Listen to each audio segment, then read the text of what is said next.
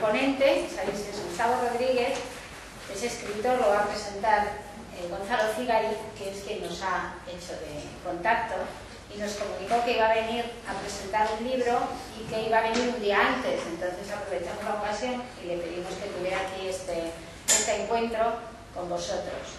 Él es escritor y lógicamente se entiende que su papel como creativo era más redactor.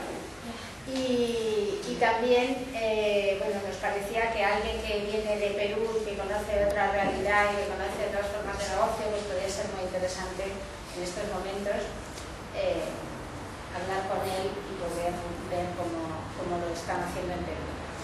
Y quería también darle las gracias a Swing Swing, que nos ha prestado el espacio. Esto es una agencia. No habéis tenido ocasión de recorrerla, pero os podéis perder, así que más vale que no os disperséis, quedaos aquí, porque es enorme. También le quería dar las gracias a Swing Swing, que ahora vendrán, me imagino, ya se las daré, pero quería comentárselo por lo menos en público. Y voy a dejar que sea Gonzalo quien nos hable de Gustavo y quien nos lo presente. Y si no, es que voy a decirte la palabra. Bueno, antes que nada... Sí, bueno, yo antes que nada quería comentarles un poco lo que Concha había dicho. Yo hace más o menos un par de meses me encontré con Gustavo en Lima y me dijo que pasaba por aquí a presentar su libro y le dije si le podíamos secuestrar un día antes para el Club de Creativos para que nos cuente un poco su experiencia y el proceso de su vida, ¿no? Yo lo conozco a Gustavo desde hace más de 30 años, es un montón, que por eso revelamos parte de nuestra terrible edad. Y con Gustavo hicimos carreras paralelas, ¿no? Estudiamos en dos lugares diferentes, trabajamos en dos oficinas que quedaban una a la espalda de otra, nos veíamos por la calle y nos saludábamos, hola, hola, pero nunca fuimos amigos ni nada. Luego pasó el tiempo, yo me fui del país, me metí en el mundo de las multinacionales. Gustavo se quedó en el Perú y no se metió en el mundo de las multinacionales, sino se metió en un mundo de un marketing más social. Luego yo fui cambiando de países y él lo que hizo fue comprometiéndose, entre comillas, de algún modo más, haciendo, además de algo de marketing político, fue asesor del presidente de Perú, de Toledo, que fue, digamos, el presidente con el que comenzó toda esta mejora económica que tenemos hoy en el país. Y luego, poco a poco, fue escribiendo artículos en un periódico, en El Comercio, hasta que publicó un libro de los artículos, luego publicó otro más, y de pronto se convirtió en un escritor famoso. Yo toda esa historia no la sabía. Yo de pronto un día voy de viaje a Lima, me voy al aeropuerto y veo un libro, Gustavo Rodríguez, mira, como mi amigo, me lo compro y era mi amigo, porque había escrito un libro que era uno de los primeros libros que había escrito. Entonces lo compré, lo dejé, estaba leyendo otros libros, pasó un mes y luego me lo leí de un tirón. Y dije, este tío escribe bien, o sea, de entrada escribe rápido, escribe bien, mola lo que escribe y te hace digerir. Las figuras son muy interesantes. Viene de la publicidad, del redactor publicitario, por tanto, las figuras literarias y los conceptos. Por ejemplo, este último libro que tiene que ver de la cocina, yo le decía, puede ser, de este libro que puede sacar un diccionario completamente de inspirationals para campañas de marcas de comida, ¿no? Por ejemplo, uno de ellos, ¿no? Que es que la cara se le ablandó como si le echaran leche en un puré de patata. O sea, eso es un concepto para hacer un spot, digamos, ¿no? Entonces, digamos como la parte publicitaria perdura en su obra a día de hoy, ¿no? Ya hace unos años, luego vino hace 2 años, ya nos vimos, lo llamé, contacté, lo volvimos a entrar en contacto y en Lima nos vimos. Y luego vino hace 2 años, ¿no? A presentar tu anterior novela en la Casa de América, una novela que fue finalista, me parece, en la Canela, ¿no? Y entonces fue lo mismo, lo secuestré, pero no para el Club de Creativos, o sea, lo secuestré, lo metí en la agencia para que nos diera una charla al equipo. Y fue muy interesante la charla. Básicamente la charla partía tocaba por encima un punto que es el que hoy día va a explayarse más, y eso de ese reconocimiento que tenemos los publicistas con los premios, ¿no? Esa necesidad y esa maravilla, ese endiosamiento que tenemos y que no son más que la falta, por momentos, de reconocimiento de los padres por sacar tu pieza en matemáticas, ¿no? Un buen abrazo te hubiera solucionado varios grandes encantos, digamos, ¿no? Es un poco el argumento que das y me parecía interesante como para tocarlo, para explayar un poco. Eso por un lado, y por otro lado, otra de las cosas que también me llama la atención y que es interesante hablar y a tocar es cómo en el mundo de los cocineros no se tocan entre ellos, ni se matan entre ellos, ni se pinchan entre ellos. En el mundo de los publicitarios nos arrancamos los brazos, las orejas, las cabezas, todo públicamente, ¿no? Y era un poco esa otra reflexión que me parece interesante. Pero bueno, yo ya he hecho bastante, he hecho todas las preguntas juntas al comienzo para que se explaye Gustavo. Yo pido un abrazo porque además le hemos robado su día libre en Madrid a vosotros que nos estamos pudiendo cargar aquí, pero bueno, gracias. Y lo dejo para que no vaya a ir para que lo vean.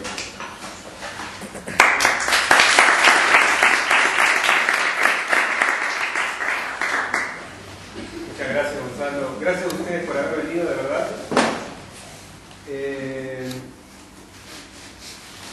Cuando me preguntaron hace unos días qué necesitas para tu charla, ¿vas a proyectar algo, un documento, un PowerPoint? Y dije, ¿pero qué voy a proyectar si no tengo nada planeado? En realidad, la idea de esto es que sea un conversatorio. Me gustaría que sea más un conversatorio donde yo, obviamente, lo que voy a dar son los primeros pelotazos de una partida de tenis, de ping-pong, para ver si llegamos a hablar todos en conjunto. Y para eso voy a tomar como inicio dos conceptos que dejó picando aquí, que dejó rebotando aquí Gonzalo. El primero tiene que ver con el año 1996. Yo estaba en Cannes y conocí a Nissan Guanais. No sé si ustedes conocen a Nissan Guanais, pero es parte de la Santísima Trinidad brasileña de la creatividad, ¿no? Washington Oliveto, Nissan Guanais y Marcelo Serpa. Es la Trinidad. Algunos se quieren bajar a Marcelo, quieren entrar otros, en fin. Son los VGs, ¿no? Sí, son los VGs. Por los VGs. Y conversando con Nissan Guanais, me llamó mucho la atención una anécdota que contaba. El año anterior, me parece, había ganado el Grand Prix de gráfica, su agencia. Y era una época en la que solamente se premiaba cine, TV y gráfica, me parece. O sea, no había más categorías que esas, ¿no? O sea, ganarse un Grand Prix era de verdad el Grand Prix. Y dice que llamó a su mamá y le dijo: mamá, estoy en Cannes, la Riviera, no, la Costa Azul. Ah, hijo, qué bien, me ganó el Grand Prix, ¿tú sabes lo que es eso? Sí, hijito, qué bueno, sí, además, pucha, no sabes, mi agencia es la más premiada en el festival. Ah, qué bacán, hijo, qué bueno. Dime, no estarás comiendo mucho, ¿no? Eso fue lo que dijo su mamá. Con lo cual quedaba claro en ese momento que en realidad a su mamá no le importaba un comino, el gran premio que se le había ganado su hijo, ¿no? Pero aquella anécdota se me quedó grabada de una manera, de alguna forma, intelectual y no interiorizada todavía. Muchos años después, tuvieron que pasar muchos años, ya han pasado más de 15, 16 años, para poderle darle una verdadera dimensión a eso de lo que hablaba Nissan Guanais.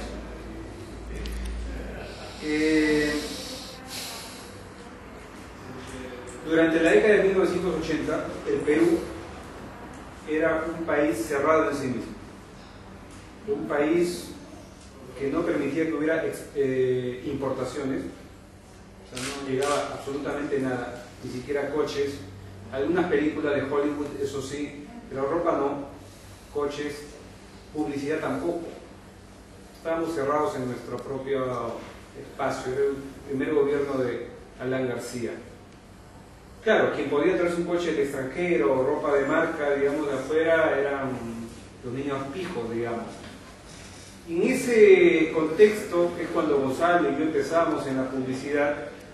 Ni siquiera sabíamos, no sé si a ti te pase, pero ni siquiera sabíamos que existía ese artefacto llamado festivales de publicidad. Por ahí sabíamos que había anuarios de clubes de creación y cuando llegaba uno de nuestras manos nos sumergíamos, ¿no?, ávidos, con avidez para ver lo que se hacía en otros lados y nos quedábamos maravillados. O por ahí de vez en cuando llegaba un Betamax con un reel, ¿no?, de ganadores de tío y nos quedábamos entusiasmados. entusiasmadísimos, ¿no? Pero ese era el único contacto que había. Lo que sí recuerdo de aquella época es que cuando empezaba mi generación y no estábamos contaminados, digamos, por los premios publicitarios, nos hacía feliz sacar una idea, por el solo hecho de que nos parecía buena. No pensábamos en si iba a ganar algún premio, porque ni se nos ocurría que existían fichas de inscripción para premios, o sea, no existía eso para nosotros, y de verdad que éramos felices.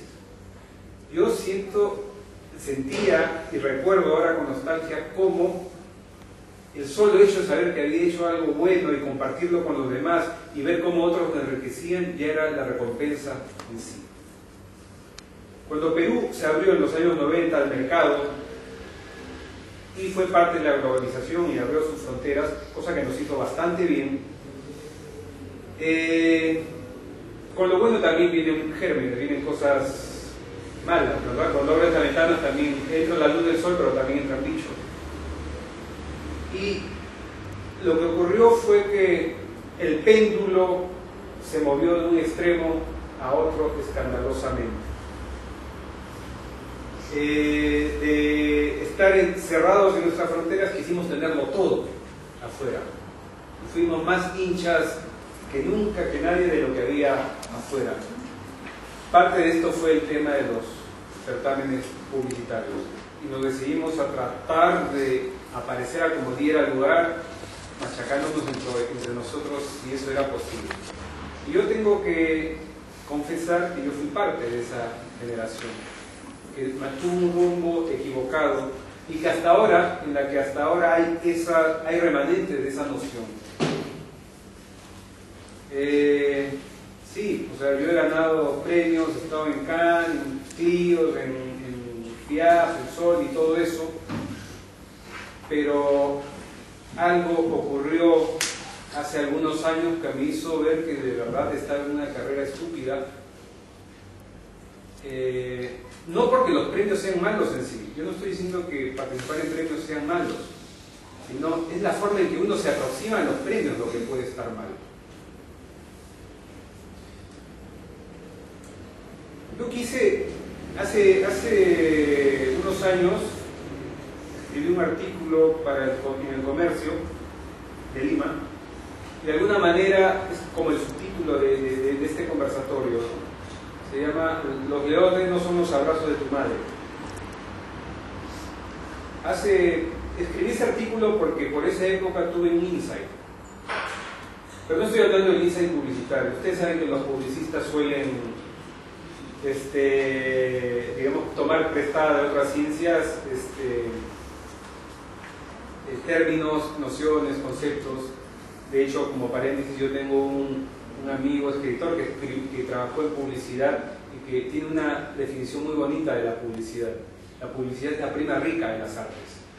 Claro, le pide a la prima rica, le pide al arte fotografía, ven, algún trabajo, al cine, algún trabajo, etcétera, etcétera, incluso la literatura. Pero bueno, tuve un insight, el insight que es esta noción del psicoanálisis, ¿no? Por la cual uno entiende un momento de su vida que después genera cosas incomprensibles en la vida de cada uno, ¿no? El insight como término de psicoanálisis. Me recordé a los 8 años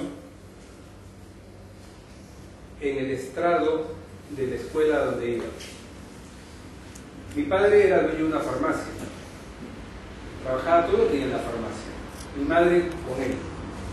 Yo la verdad lo veía poco, pero los pocos momentos en los que mi padre sentía interés por lo que yo hacía eran en esos fines de año en los cuales en la escuela te entregan los informes de notas, ¿no? Y los diplomas, o lo que haya, o la mala noticia de que jalaste de año, es lo que se dice en Perú. Y recuerdo con cariño que los pocos momentos, o uno de los pocos momentos en los que yo veía evidentemente orgulloso de mí, era cuando yo había salido bien en el colegio, en la escuela, le daba mi diploma y él estaba entre la multitud feliz, aplaudiéndome. Después me llevaba a comer un helado y yo no podía ser el niño más no podía ser un niño más feliz en esos momentos. El insight viene cuando descubro que años después soy un chico publicitario, creativo, ambicioso, me veo parado en un estrado, ya no con el diploma de la escuela, sino con un trofeo, y veo a la gente que aplaude abajo. Y me volví un obsesionado por repetir esos momentos. Estaba buscando en el lugar equivocado a mi padre. Eso es lo que estaba pasando. Quería volver a sentir eso. Y claro, las nociones se confundieron. Confundía los aplausos de los certámenes publicitarios con el cariño que me estaba haciendo esquivo, ¿no? Por eso yo tengo la teoría de que muchas veces nos aproximamos a este tipo de reconocimientos por razones equivocadas, no por las que deberían ser. Repito, no es que los premios sean malos, es la forma en la que nos aproximamos a ellos. Y lamentablemente, creo yo, o afortunadamente para algunos, hay todo un mercado que vive de esto, que vive de las carencias que tenemos, las carencias afectivas. Porque es un bonito negocio, ¿no? Premiar para que tu vanidad, digamos, se vea llenada. Y yo como organizador de festival me lleno el bolsillo, ¿no? Tranquilamente. Es por eso que hace unos años decidí, cuando yo tenía una agencia, voluntariamente no volver a entrar a premios, para que no olvidemos cuál era la verdadera razón de nuestro negocio.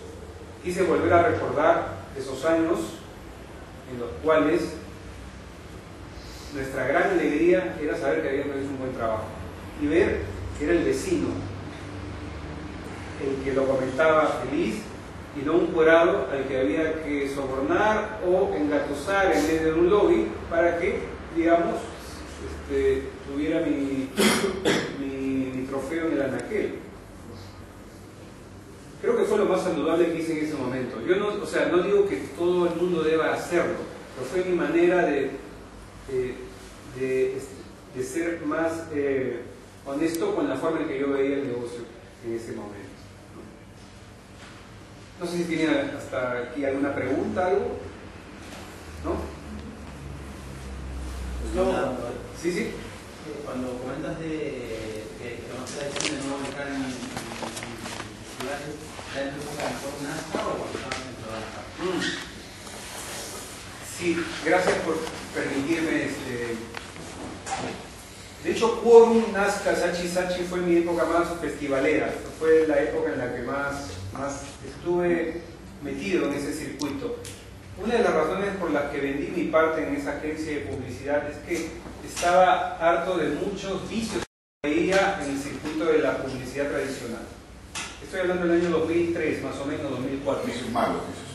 Vicios malos, porque hay vicios buenos también, ¿no?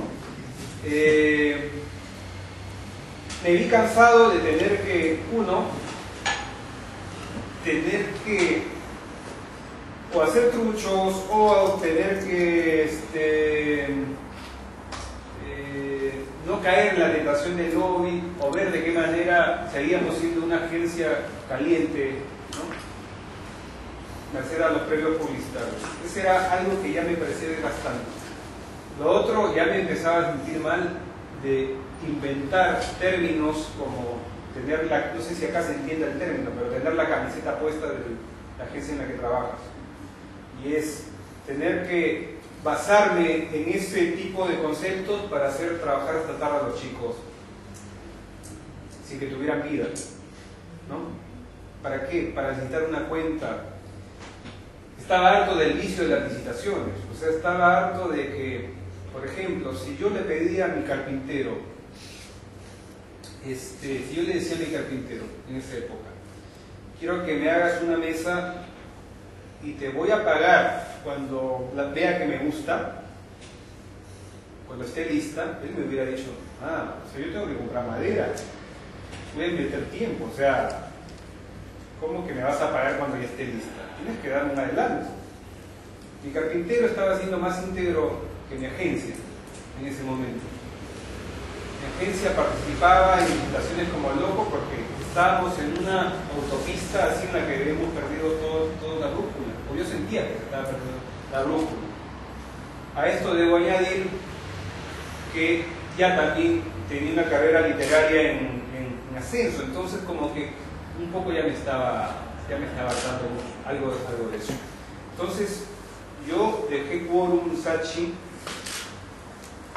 y fue en Toronja, que fue este experimento de garaje que abrí, donde decidí y convencí a mi socio de que no debíamos en esta nueva etapa. Un sociólogo.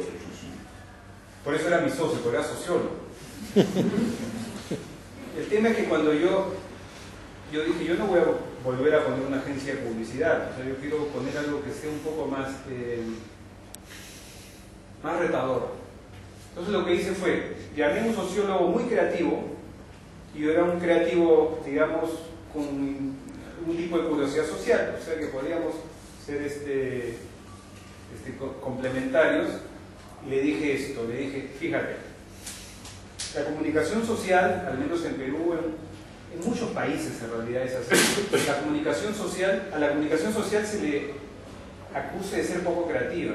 Puede ser hasta naif, ¿no? Los afiches de UNICEF, o sea, son muy naif y están hechos, al menos los que yo conozco, para niños hechos para niños de 10 años, ¿verdad? No tienen la malicia o el himno que tiene la comunicación comercial o publicitaria. De la misma forma, a la comunicación publicitaria se le puede acusar de poco profunda, de hasta superficial. Entonces le dije, acá hay una oportunidad. Yo aporto mi bagaje creativo de la comunicación, tú aportas tu conocimiento social de los mercados, de la situación. Así como hemos estudiado sociedades, puedes estudiar mercados que consumen. Y llamamos a trabajar con nosotros a gente muy creativa que venía de la historia, de la antropología, las artes plásticas. Y nos juntamos en un garaje a trabajar. Y empezamos a vender consultorías, asesorías, branding, campañas publicitarias, campañas sociales. Nos lanzamos en una sanguchería, juguería en un mercado. Fueron los hombres más pijos del mundo de los negocios y también los hombres de las ONGs que veían esto con interés. Lanzamos ahí nuestra idea, nos empezó a ir muy bien, lamentablemente, porque nuevamente creció. Y me vi inverso, ya no en el vicio del que hablábamos de la comunicación social, sino ya en el vicio de no tener tiempo para seguir escribiendo.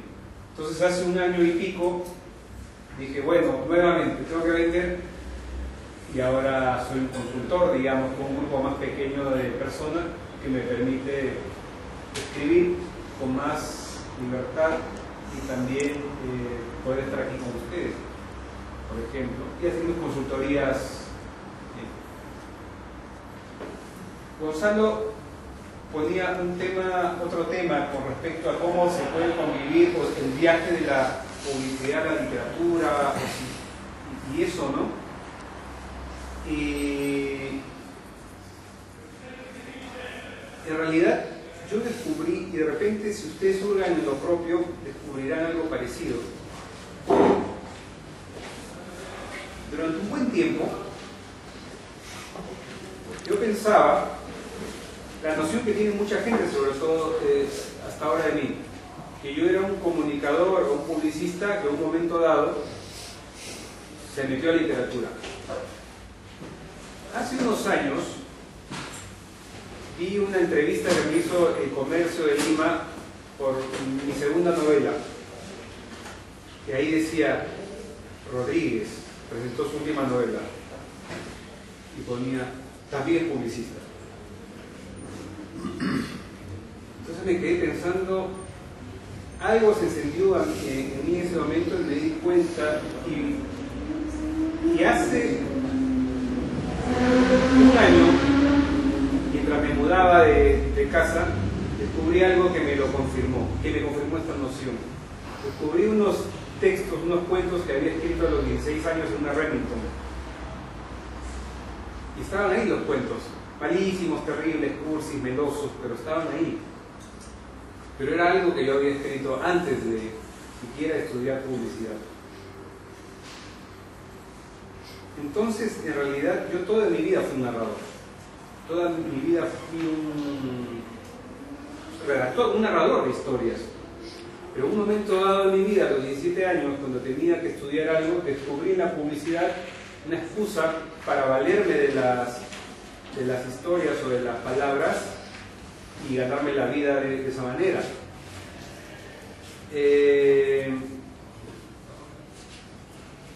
Probablemente eso le pase a muchos publicistas que actualmente trabajan. Yo creo que en Gonzalo, por ejemplo, hay un dramaturgo o un actor metido ahí debajo de esa cabellera. Pero echa mano a aquel magma cuando llega el momento de enfrentarse a una campaña. De hecho, yo cuando empezaba en esta carrera, yo admiraba mucho más, o me quedaba embobado con los titulares inteligentes antes que con las imágenes. O sea, yo admiraba la escuela de Tom McElligott, ¿no? Donde los textos eran tan impresionantes que no podías dejar de leerlos, y admiraba esa maestría, ¿no? Entonces mi aproximación unitaria vino por ahí. Después, claro, todos nos fuimos dando cuenta de que el mundo en el que vivimos cada vez es más visual. Se ampara en una verdad biológica. El 80% de los recuerdos que tenemos en la mente son visuales. Recordamos más lo visual.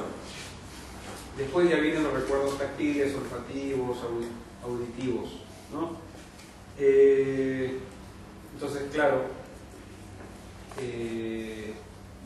la publicidad tenía que seguir esa tendencia y se convirtió también en una herramienta que busca el impacto instantáneo de la imagen, ¿no? Está bien. Lo malo es que cuando te vas al otro extremo pierdes un poco de la inteligencia, pierdes un poco esas verdades que solo a través de la literatura puedes absorber, ¿no? Y ya no sé qué más decir. No sé si tienen otra pregunta para ver si reconecto con algo que debo tener ahí volando con una mosca. Sí. Yo tengo una. Has dicho una cosa, no, yo también soy copy de background, de procedencia, y entiendo perfectamente. Pero yo creo que vamos a ver, la publicidad, como la literatura, estaba acostumbrada a una narrativa unidireccional. Es decir, tú contabas lo que había, etc. Y esa narrativa unidireccional pasó, como tú has dicho, de una concentración más en el copy, desde los Ogilvy o los McElligott y tal, a una narrativa más visual de Marcelo Serpa, etc.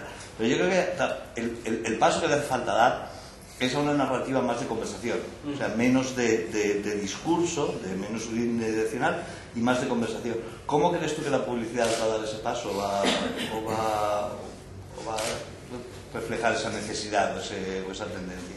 Yo creo que está en ese proceso, ¿no? Es verdad, y cuando nosotros recién empezamos nuestras carreras, la comunicación era unidireccional totalmente, ¿no? O sea, que había también poquísimos medios para poderlo hacer. Si sigo el paralelo que haces con la literatura, o sea, podríamos pasar de una literatura que era narrativa a una literatura epistolar, de ida y vuelta, ¿no? Con lo cual quiero decir que igual en estas épocas de interacción a través de internet, el manejo de la comunicación escrita e inteligente para salir del paso también va a ser más importante que en estos últimos 20 años, eso sí, definitivamente. Eso sí. Y lo que has dicho antes, Gustavo. Estamos contestando. No, está bien. A mí me da la impresión que se parece a la radio, ¿no? Volvemos en tiempos de la radio en los que llamaba a alguien y podías tener un diálogo con una persona que... Yo recuerdo en Perú al menos habían radios en las que horas de horas están los locutores hablando con la gente, y esa es la habilidad mental del locutor, eso no estaba ni preparado ni nada, y se un poco logran. Y un poco más, o sea, el hecho de escribir o de hacer o de comunicarlo a través de palabras y no de imágenes no significa que no uses imágenes cuando escribes. Y eso pasa en la radio, obviamente, pero igual, o sea, hay titulares o párrafos que te ponen en el lugar sin necesidad de mostrar la foto necesariamente. Perdón, pero venía una pregunta. Acabar primero. Antes de, en ese sentido, una de las cosas que yo creo que me ha gustado como escritor, cuando ya si tiene la oportunidad de leer algo de él, es interesante, es que a mí me gustan mucho las figuras literarias que tiene dentro de su trabajo. Yo las llevo al lado publicitario porque no es lo que me interesa y me gusta, pero veo que son una serie de conceptos, ¿no? Que son cuadritos pintados, un montón de cuadritos pintados, ¿no? Yo recuerdo una amiga mía chilena que me acuerdo que fue una de las grandes, o sea, el nivel de esta, ¿no? Que me acuerdo que le preguntó, ¿tú qué harías a Pinochet? Era antipinochetista a muerte, ¿no? Y le digo, ¿tú qué harías con Pinochet si lo tuvieras en tus manos? Y me dice, yo lo tiraría por un tobogán de Itilets en una piscina de zumo de limón. Lo cual es hasta sensitiva la figura, ¿no? O sea, automáticamente te crispa. Entonces, el trabajo de Gustavo está lleno de estas cosas que te llevan a la sensibilidad. A mí me parece muy sensitivo, muy interesante.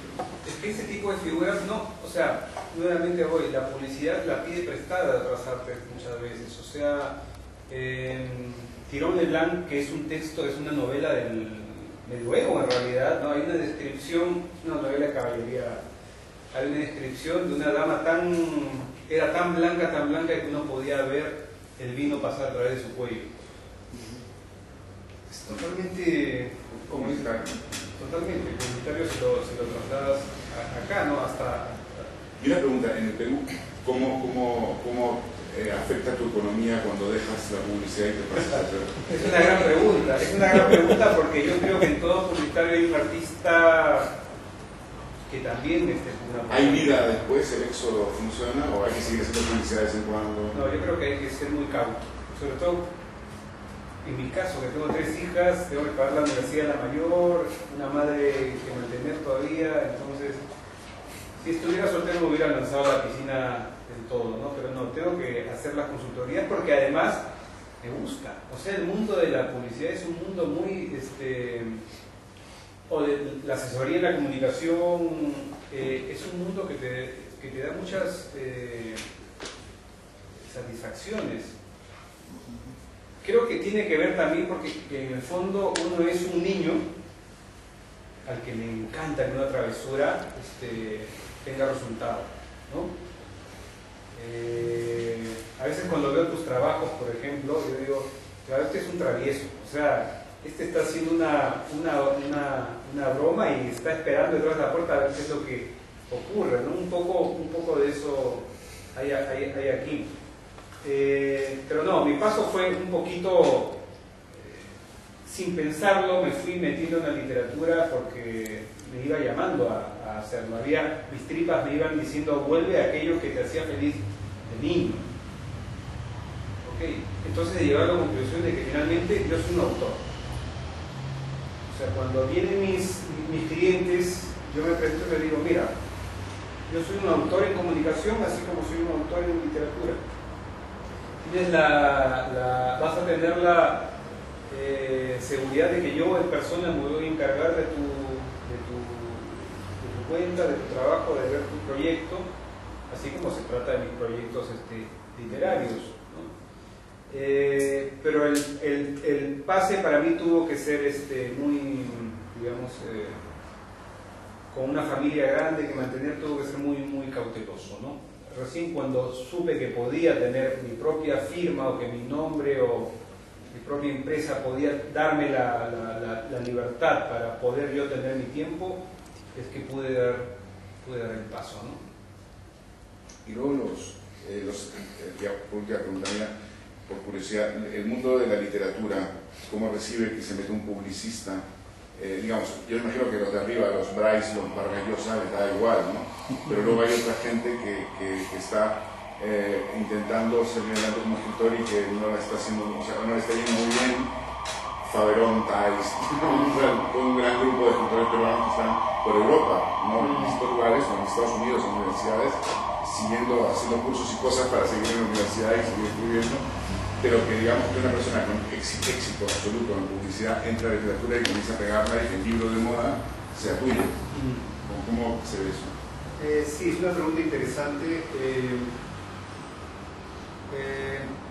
Tienes razón, curiosamente mis mejores amigos en el mundo literario son escritores ya consagrados, sí, o sea que no tienen ningún problema con respecto a eso. Y creo que tiene que ver con esta noción, una mezcla de prejuicios en realidad que se dan, ¿no? El primero es, claro, como un advenedizo, alguien que no conoce de pronto la pega ya en su primera novela la pega. Lo segundo, digamos que como lo vimos hace un momento,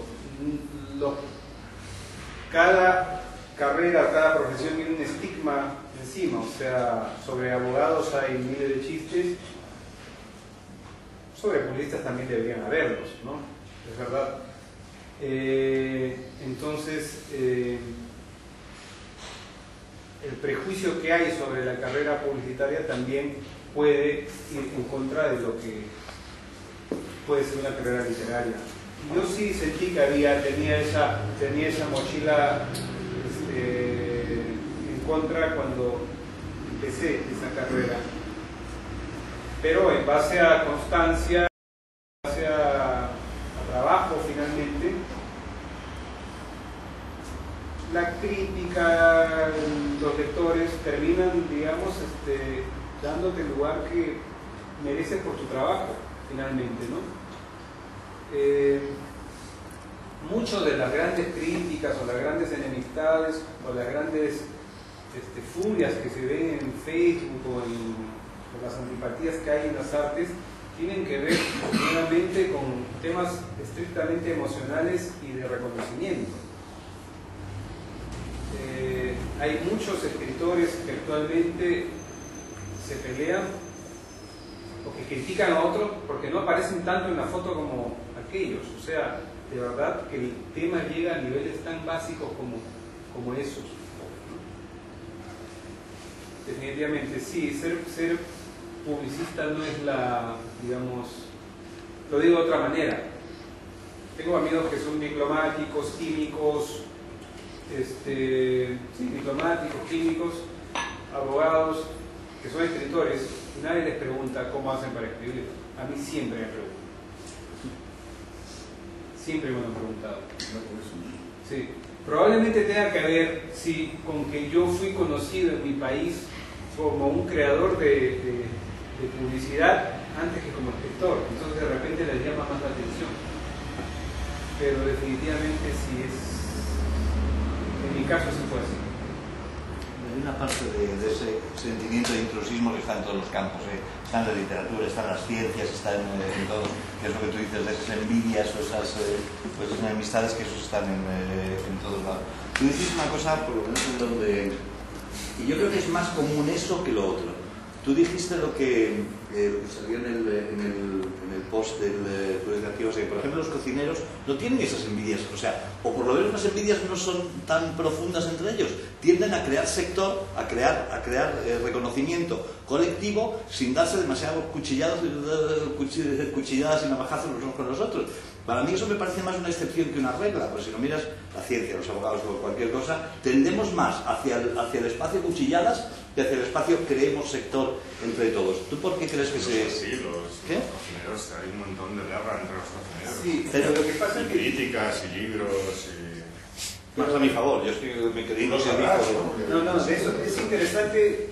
Lo que pasa es que, a ver, voy a contar el caso peruano, que es un caso único en el mundo. Y es que mañana presento una novela en la librería Tipos Infames. Deja sacar un pequeño paréntesis chiquito. Un comercial y regreso. Ahora, toma nota. La gastronomía peruana yo creo que no es el mejor ejemplo, porque la gastronomía peruana, los chefs son parte de la cadena, no son toda la cadena. O sea, en Perú se les ha educado a los chefs para decirles que ellos son importantes, pero también asegurar al mercado que el agricultor. Entonces están en la misma regla, en el mismo nivel e incluso intentando que ganen igual. Hay una feria que es Mistura, que es la que genera eso, y se está comenzando a hacer que el desarrollo del país sea equitativo, lo cual es la locura, para un país que era de desigualdad y de... Pero bueno, sigamos. La novela que voy a presentar mañana de Tipos Infames, ¿conocen la librería Tipos Infames? Los espero mañana a las 8. Ahí vamos a poder hablar de literatura y más de estas cosas. Es la historia de un cocinero peruano en un momento de crisis en su vida. Cocinero en su tinta, se llama.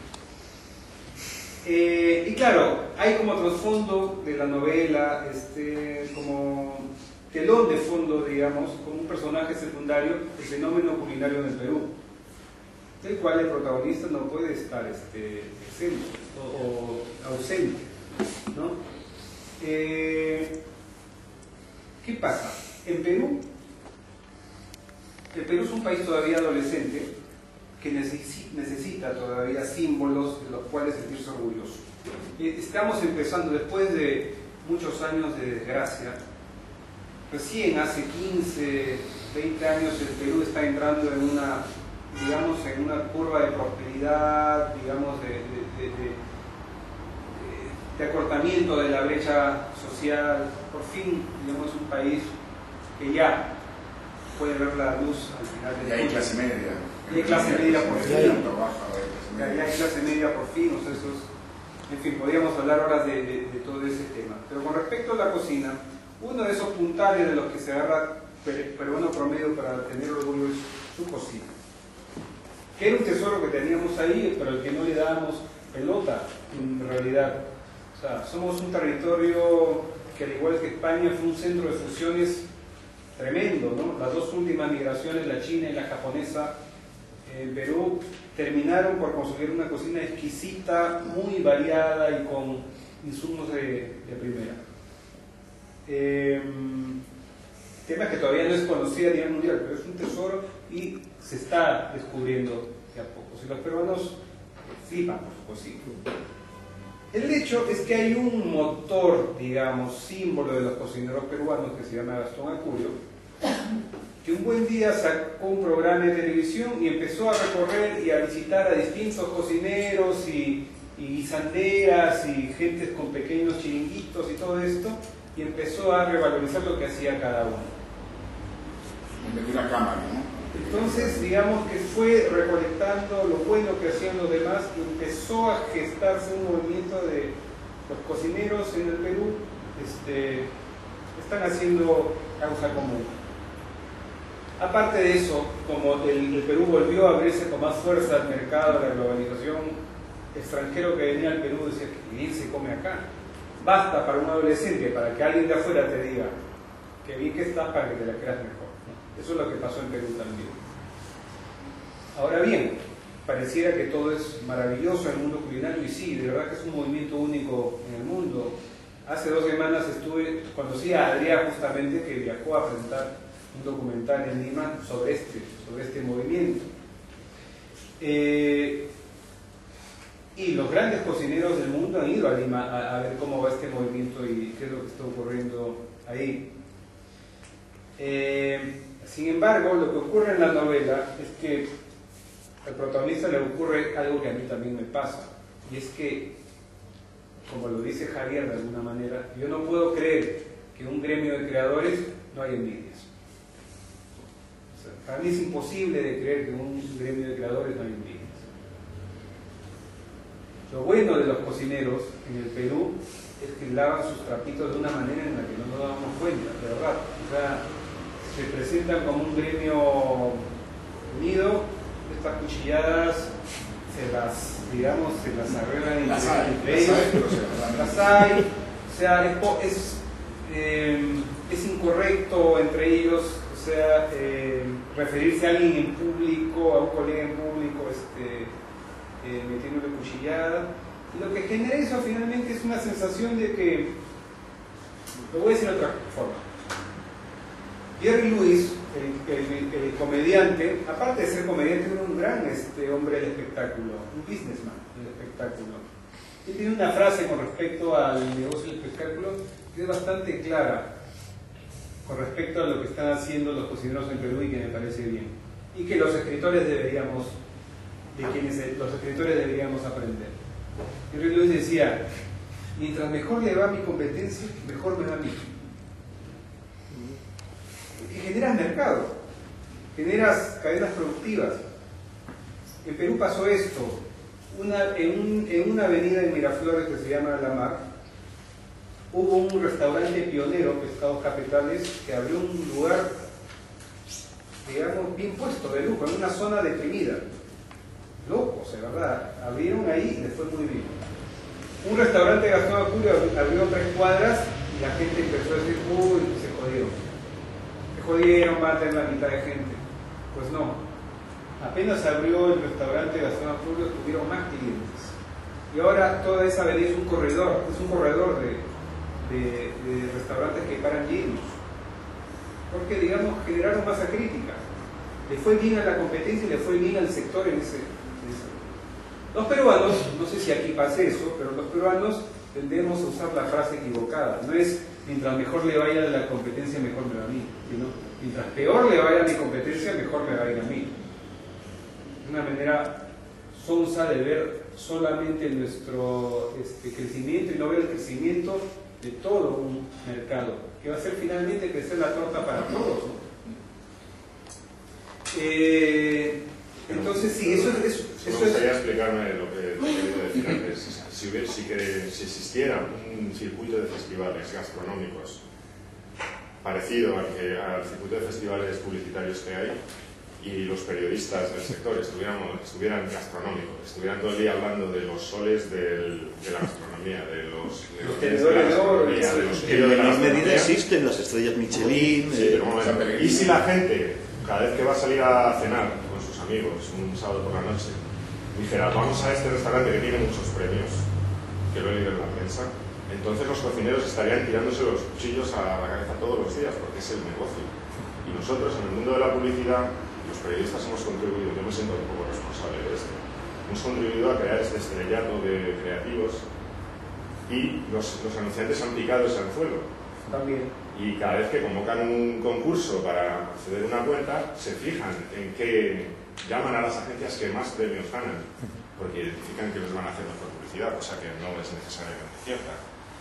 Y, por tanto, hay tantas envidias y hay tantas polémicas, como la última que ha habido en Bilbao, y todo esto, porque el sistema de los premios lo envicia todo. Lo envicia todo. Yo conozco el mundo del cine también, y es igual. Conozco muchos amigos actores. Algunos de ellos han estado nominados a Goya y me han dicho, mira, desprecio totalmente este sistema de votación, pero quiero ganarlo porque significa que me van a dar papeles y yo quiero trabajar. Pero, vamos a ver, los sistemas de ranking, yo creo que más perfeccionados, menos perfeccionados, más sofisticados, menos sofisticados, están en todas las profesiones. Llámese ranking, llámese reputación. Los despachos de abogados no tienen estrellas Michelin, pero esa reputación de alguna manera está labrada y corre ahí. Y debe haber alguna lista, yo porque no estoy en el negocio, estoy seguro que la hay, de despachos de abogados o, yo qué sé, o registradores de la propiedad, ¿no? Porque esos son públicos. Pero la publicidad son sus premios. Sí. Pero los rankings, el ordenar, por decirlo de alguna manera, en función de unos criterios de calidad más objetivos, menos objetivos, más supuestos, menos supuestos, yo estoy seguro que está en todas las profesiones, en la medicina, en la abogacía, en todo. Lo que pasa es que nosotros somos más premieros, o sea, más tendentes a fijarnos en esas cosas que algunas otras profesiones. Pero es una cuestión de volumen, por decirlo de alguna manera, para mí no de perversidad del sistema. A mí me parece que los rankings, o sea, los criterios de calificación son necesarios, si no estarías navegando en la oscuridad toda la vida. Pero mira lo que pasa luego, mira qué le pasa con los rankings, que luego los cambian, porque ahora hemos visto aquí en el Festival Nuestro del Sol el otro día una invasión de premios y encima plagios y tal, y ahora de pronto han cambiado los criterios, ¿no? Ahora dicen el año que viene vamos a tener otros criterios, es decir, que hay un cachondeo con eso, una falta de hecho tú lo has dicho antes, has dicho yo ya dejo de ir a los premios. premios. Yo ya me he retirado de los premios.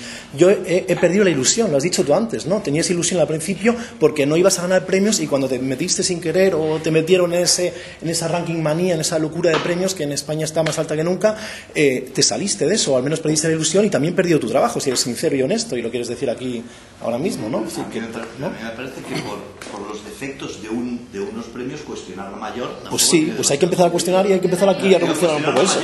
Yo creo que sí. A un nivel pequeño, ¿no? Claro.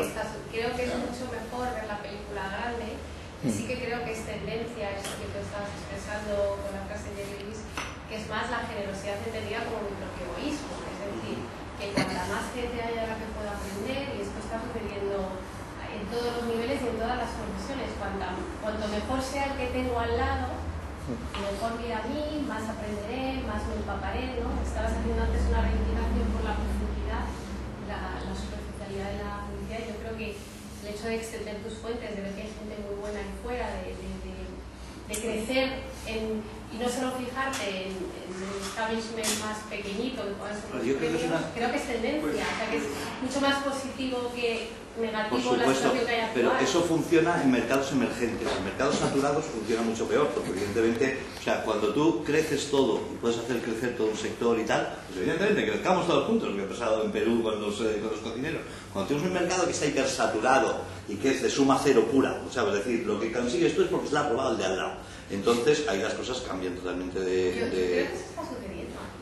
Yo creo que en determinados mercados... En concreto en la publicidad, creo que hay una cantidad de gente emergente con una generosidad ahí fuera que no tiene ningún problema en abrir las puertas, en contar cómo hacen las cosas, en debatir cómo piensan las campañas, y creo que está sucediendo aquí en concreto en España. O sea que la película no es tan pequeña como los festivales, en el caso concreto del Sol, sino que hay mucha gente ahí fuera dispuesta a debatir y a compartir. El tema es interesante, ¿no? El tema de...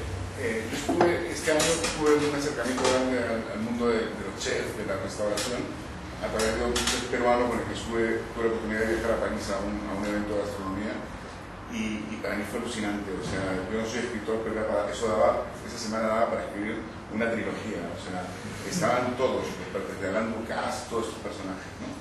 Y realmente se hablaba mucho de la lista de San Pellegrino. La lista de San Pellegrino, no, por ejemplo, en Perú, ¿no? En Perú, el primer restaurante de la lista de San Pellegrino que entró es Astor de Gastón.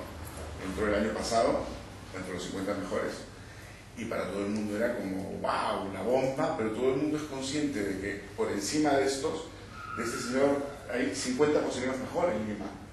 Pero sin embargo nadie decía cómo está que no es el mejor, sino es el más famoso, pero no el mejor. Y luego yo hablé con Virgilio, que para mí es el mejor y que este año ha sido elegido como el mejor de Perú y tal igual. Hablo con él y le digo, Virgilio, está saliendo la lista de 50 de San Pellegrino y yo pensé que tú ibas a estar, has estado en París, yo he visto cómo te ha aplaudido todo el mundo. Dice, sí, Gonzalo, pero no he viajado lo suficiente. O sea, el propio él que ya todo el mundo le dice, eres el puto crack, eres el mejor, eres el capo, tiene 28 años, dice, ya, pero es que yo no he viajado lo suficiente. Claro, yo estaba dedicando su tiempo a investigar, a cocinar, y en lugar de a venderse como... Claro, y decía, los 50 de San Pellegrino son los que más viajan, son los que más se muestran en Abu Dhabi, en no sé qué, en Sao Paulo, ¿sabes? Por ejemplo, Alex Atala, que es el cuarto mejor restaurante del mundo, el Don, de Sao Paulo, ha estado en su cocina un mes este año.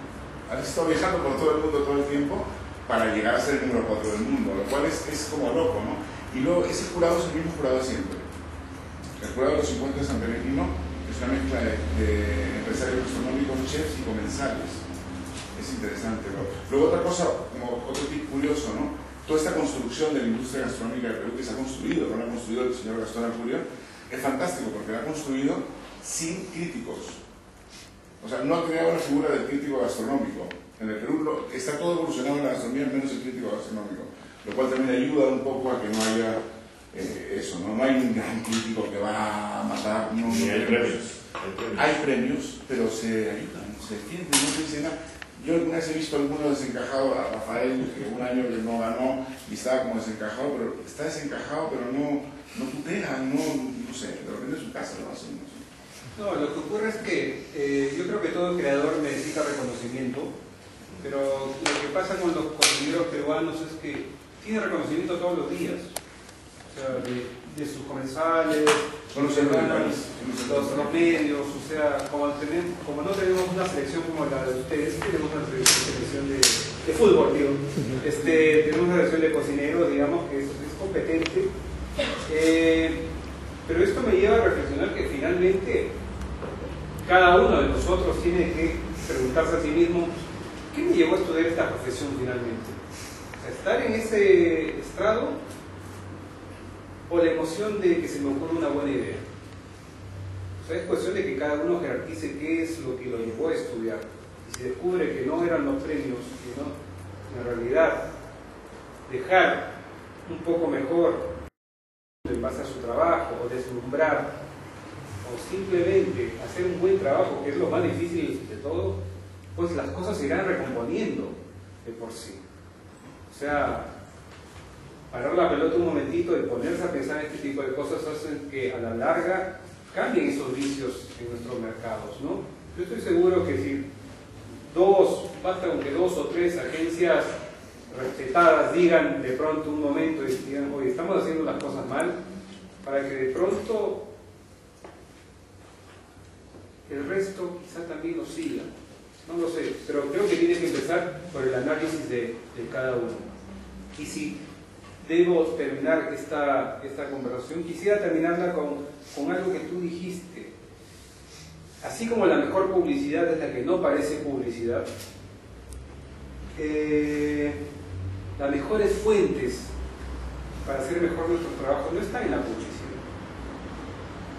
Yo potencié mi trabajo cuando por fin pude rodearme de historiadores, sociólogos, antropólogos, y aprendí la mar de cosas, de verdad. O sea, si creemos que lo mejor que nuestra fuente de inspiración solamente está en los anuarios, en el último reel de Kant, ¿sí? Nos estamos perdiendo todo un universo gigantesco de creatividad, de profundidad, de reflexiones, de verdad que nos va a enriquecer. Creatividad, hay una noción de creatividad que a mí me parece magnífica porque es muy sencilla. Creatividad es unir 2 cosas conocidas para lograr una original. Mientras más cosas conocidas tengamos en nuestra cabeza y que vengan de otras disciplinas, pues más creativos vamos a ser cuando cotejemos ambos bolsones de conocimiento, ¿no? Nada más.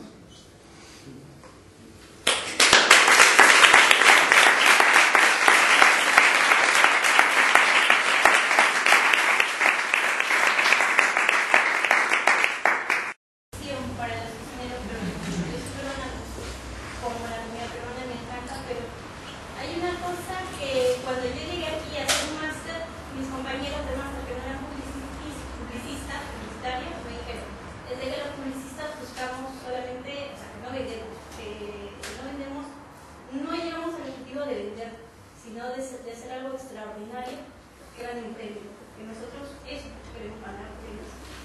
Ojalá que los cocineros peruanos cuando crezcan no vayan a ganar premios con comida muy... Allá tenemos una comida criolla que es muy sabrosa, pero luego se transforma en una cocina gourmet que es exquisita solamente para algunos paladares. Ojalá que no lleguemos a eso, ¿no? Que los cocineros peruanos sigamos con nuestra tendencia, bueno, sigamos con esta tendencia, y que no llegue a haber esa competencia de quiero ganar premio y no me importa cómo los publicistas nos hemos hecho de esa manera. Ojalá, Dios te oiga. Bien, porque sirve para que la gente se reúna, hay algo de encuentro, de observar lo que está haciendo otro, que es muy estimulante para la creatividad. Y yo lo defiendo por eso, más que por el sistema de premios, habría que retirar la palabra mejor. O sea, mejor anuncio de no, pues el anuncio que ha decidido premiar el jurado, por ejemplo, que sea más largo de poner en todos. Pero es verdad, o sea, si el concepto fuera encuentro, sí, sería mucho más riquísimo y quitarías el peligro de que la vanidad se apodere de ti para ser el mejor. O sea, si quitamos la noción de podio Lo que es un encuentro, un intercambio de lo que está haciendo la gente. Es una bonita palabra, es muestra. Muestra. Una muestra del trabajo que se está haciendo. Exactamente. Que es un poco el anuario, ¿no? El Club Creativo es una muestra. Sí, el Club Creativo es una muestra de trabajo. Sí. Una cosa en la concha.